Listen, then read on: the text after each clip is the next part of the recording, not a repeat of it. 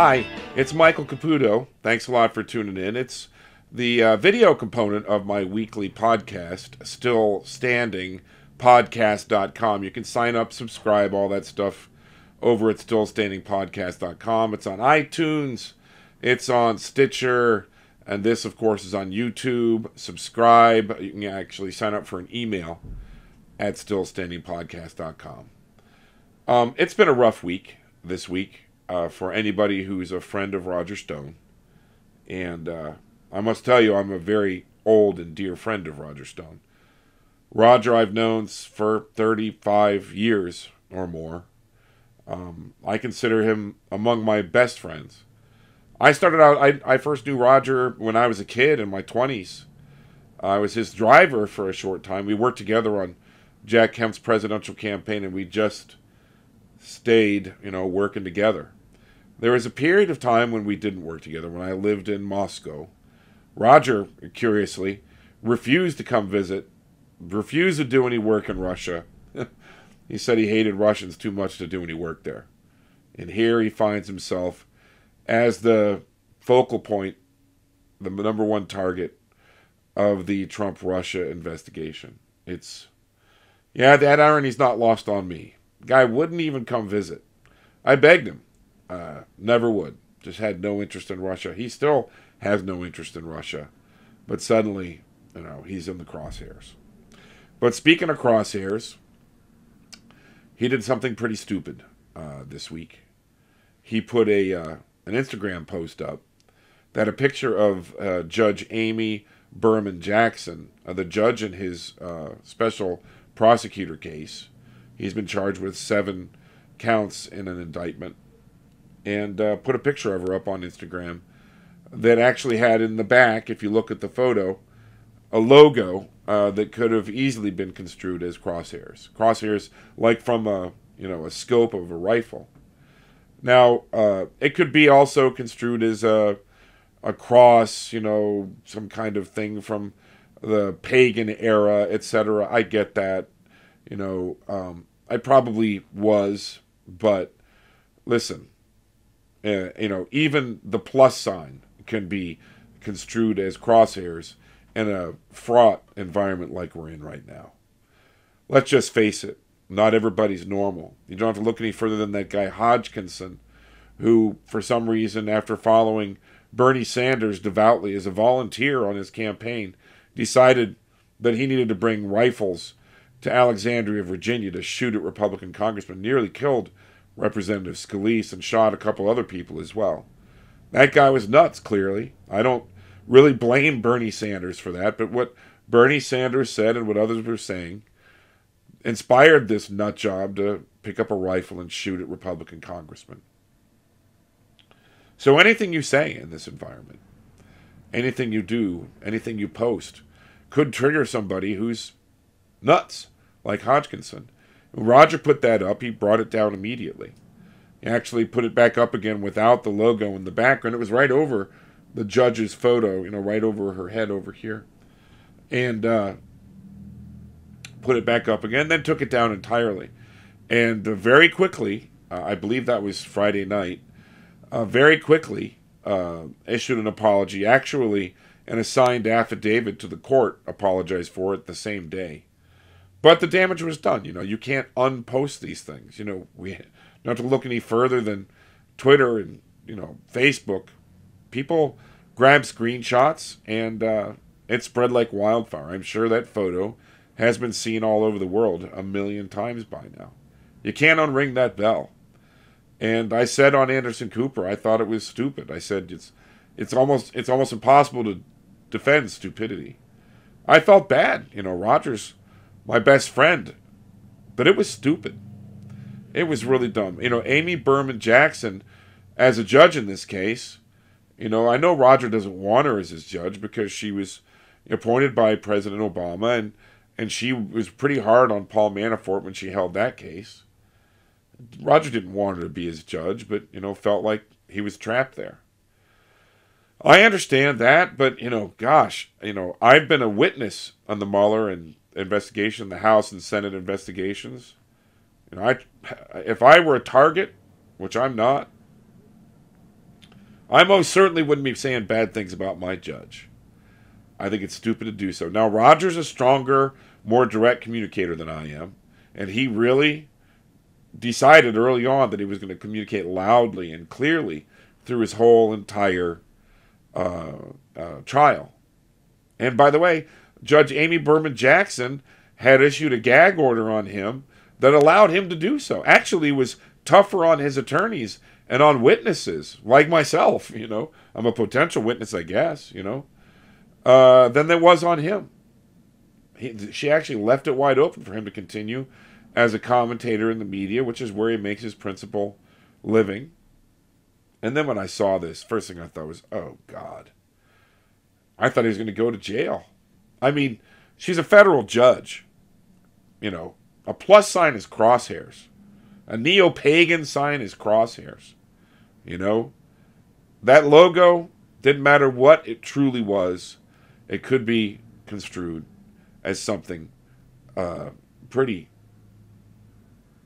clearly associated with violence. And there are nut jobs out there.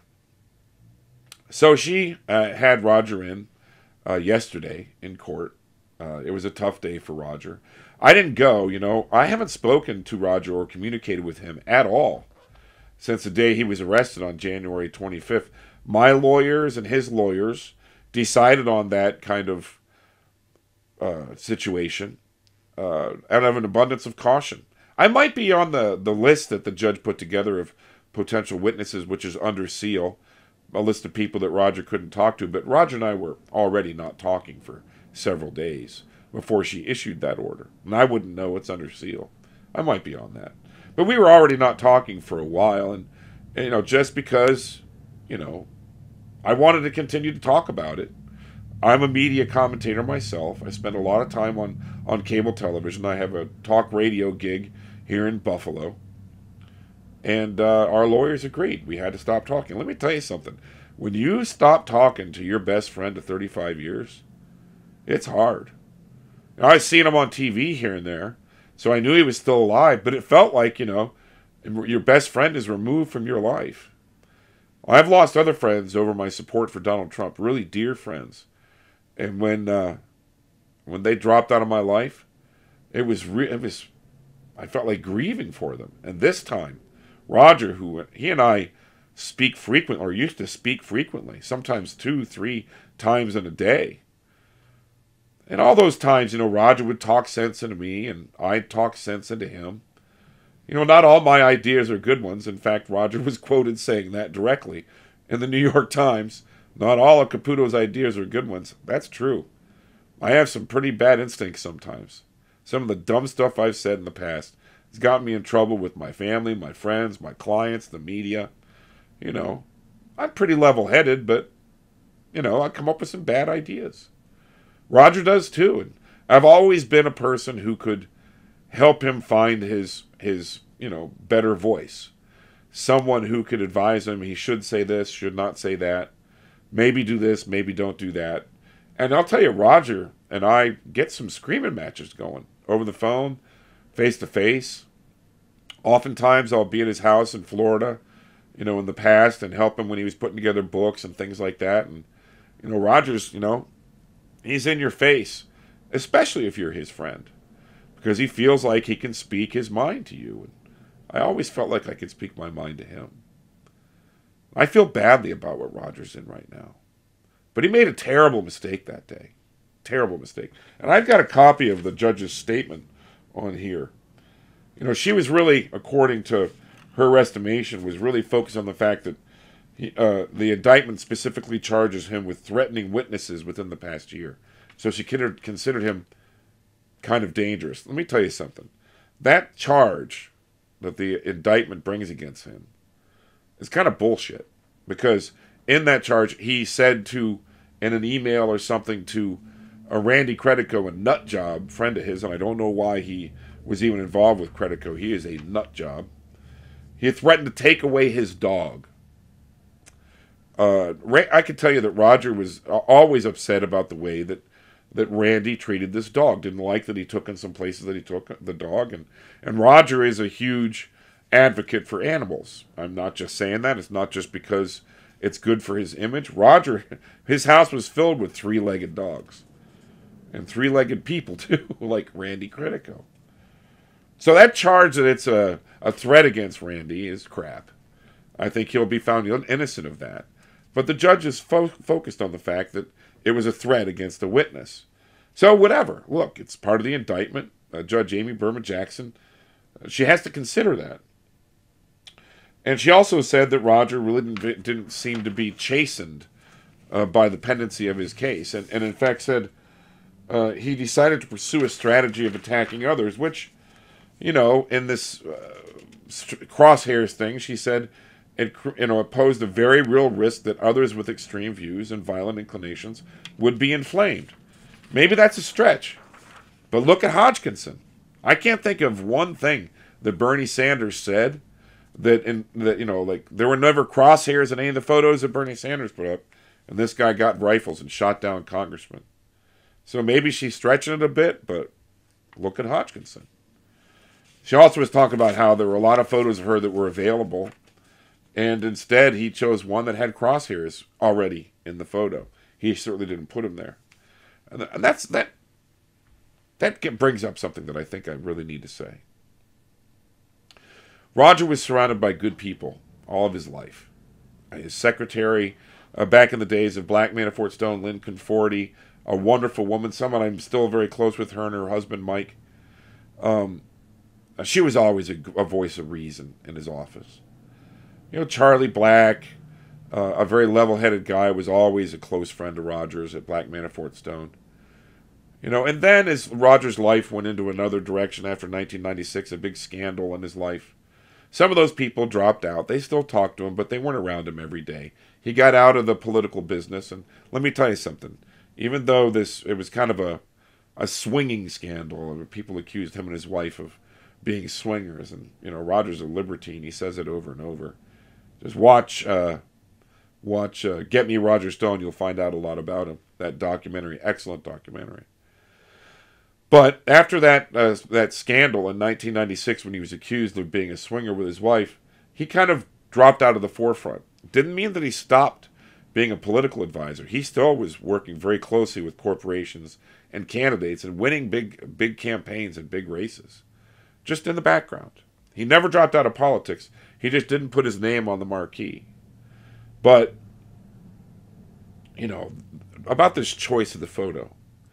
There are people in his life all along the way. I've been there 35 years. Other people have been alongside of him that always kept him kind of focused on things. It's not like Roger's a wild man, but, not all of our ideas are good ones, right? From, Diane Thorne, who was his secretary during the days in Miami when he first moved down to Miami in the, I guess, late 90s, early 2000s. Andrew Miller, who's actually the plaintiff in Miller versus the United States, the constitutional challenge to Mueller's appointment. Should be an interesting case, by the way. Check it out. It's been 4 months that thing has been argued, and there is clearly a dissenting judge on the panel in the appeals court who agrees with Miller's postulate that Mueller was appointed unconstitutionally. And if it comes out that way, even just a dissenting judge, the president's going to grab onto that. And I know Mueller's looking at that. But anyway, Andrew Miller, a level-headed young guy, his dad, Tim Surratt, myself, a lot of others, Tyler Nixon, people around him. Grant Smith, his attorney's been around him for years too. They always appealed to his, what they call better angels, right? We would always step in and say, it's a good idea, that's a bad idea. And I haven't been able to talk to him since January 25th. And of course, I live in Buffalo now mostly. I spend a lot of time in Miami, but he's in Fort Lauderdale. That's only 15 miles away, but it's a million miles when you live down there. Miami people stick around with Miami people, and same thing with Fort Lauderdale. So he's kind of surrounded himself with different people now. The judge asked him the list, the volunteers that are around him, and I actually have the transcript, and I could read them off, and I don't want to do that, because I don't know any of them. I met one of them. I don't know him all that well. Seemed like a sharp young guy, but the one thing that I see from the media coverage, especially an article in the Miami New Times, they're all associated with the Proud Boys. I don't know much about the Proud Boys. I know they're founded by Gavin McInnes, and they're accused of being, white supremacists, etc. I know Roger's not a white supremacist. I don't think this guy, this young guy that's hanging around him, is a white supremacist. I don't know about the Proud Boys, but I do know one thing. I don't recognize any of their names.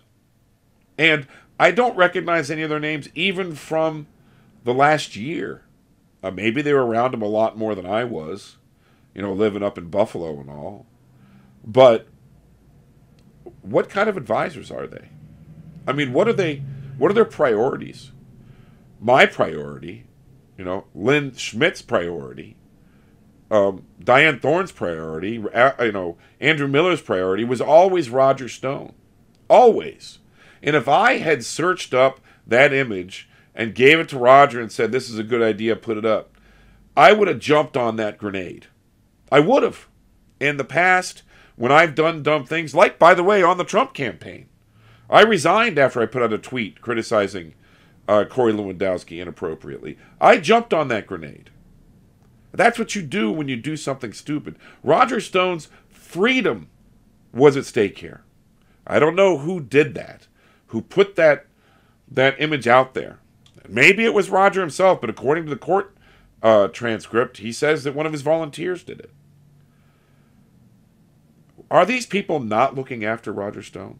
Are they not, first and foremost, thinking about Roger Stone's well-being, his safety, his freedom, his ability to exercise his First Amendment rights? That's gone because somebody made a mistake. And they didn't jump on the grenade. Because when I say jump on the grenade, say, hey, I did it. I'm leaving. I'm no longer part of this crew because I made a mistake that cost my boss his ability to speak in public. What am I saying here? I'm saying Roger's got the wrong people around him. Really. His lawyers are all great. Bruce Rogow, Grant Smith. These guys, I'm not talking about his legal team. I love Tyler Nixon. He's kind of an activist attorney, but he's a smart guy. His lawyers are all top notch. But who's he got running in and out of his house, as he said at the hearing this week? Who's going in and out? He said they're cycling in and out. The judge called him his, 5 or 6 volunteers. Who are these people? I heard their names. I don't know them. I don't know any of them. Maybe it's time to replace him. Because who put him in harm's way? Was it himself? If so, then it's on him. But if it was somebody else, time to get rid of him. Don't know who did it. I have no idea. But I'd clean house if it were me. Look, I know Roger is really up against it. He could serve time in prison. And I hate these people who, like even David Gergen from Harvard is talking about Roger maybe being raped in prison. And this guy, these commentators, even my friend Jake Tapper alluded to it. I mean, listen, that's totally freaking inappropriate stuff. I know Roger might go to prison. It's not a joke. But I think he's got more of a chance to beat these charges than anybody else who's been charged by the Mueller team. I think he can beat every single one of them. His attorneys think so too. He needs to raise money, and by the way, go to his defense fund online. I've got a gateway to it called RogerStoneGoFundMe.com. Raise money, donate money there. I think he's doing okay raising money. He needs to raise more. But keep the lawyers, keep the fundraising going, but get rid of some of those people. I'm so worried about Roger Stone as one of my dearest friends. He's got to look at who's around him. Focus, like the judge said. It was a very interesting look. I'm not going to side with a judge over my best friend, but as she said, his agreement to be careful and judicious in his communications didn't last 3 days. And he said in the hearing that He wasn't the one that found that photo. And by the way, if that statement had been put up on Twitter without a photo, he'd be okay today. But now she says the defendant may not speak publicly about the investigation or the case or any of the participants in the investigation or the case, period. And, by the way, the defendant may not comment publicly about the case indirectly by having statements made on his behalf by surrogates, family members, spokespersons, representatives, or his, quote, many volunteers. I am not covered by this gag order. I have gotten 3 different legal opinions on it. I am not in touch with Roger Stone. I'm not speaking to him, emailing him, texting, anything. Not speaking to him by intermediaries. I am clear of this surrogate or spokesperson category. I am not been given talking points. I'm not being told what to say. I don't have any current information. That's what I'm telling reporters. You can call me for my perspective, but don't ask me for any kind of update on Roger's case. I don't have it. Call his attorneys. The judge says you apparently need clear boundaries. So there they are. She outlined what he's allowed to say in his fundraising, and it's really going to put a dent in his fundraising. But he's still able to do it. Any violation of her order will be a basis for revoking your bond, she says, and detaining you pending trial. If you do anything to violate this order, I will find it necessary to adjust your environment. My God. Paul Manafort, Roger's former partner, is still in solitary confinement. His health is failing. Paul Manafort was a king of the universe in politics. King of the world. Now he's in prison. I don't want Roger to end up there. I don't want Roger around people who are going to put him there. Enough. Focus on the attorneys, working on the case. I know that, the judge actually said that in her order. She said something on the lines of, the charges are not pending out in the, they're pending in the court. I was told the government turned over a large volume of material, a huge volume of material to the defense team. There's a considerable amount there to review. It's going to take a lot of time and effort. Engaging with your lawyers in that effort is fundamental to defending yourself. So there's plenty of that you can do. Yeah, I guess. Maybe that's where she pointed, his efforts. I wish I could help. I feel terrible that I can't. It's rough on me and my wife, who adore Roger and Nydia Stone. I don't want to be critical of my dear friend, but his First Amendment rights were at stake. He lost his voice because of somebody's mistake. Apparently not his own. Now it's freedom that Roger will lose. And I've spoken to every single person I know who was a part of Roger Stone's life. And we all agree that it's time to focus on your relationship with your attorneys and get rid of some of the people that you got around you. I don't think they have his best interests at heart.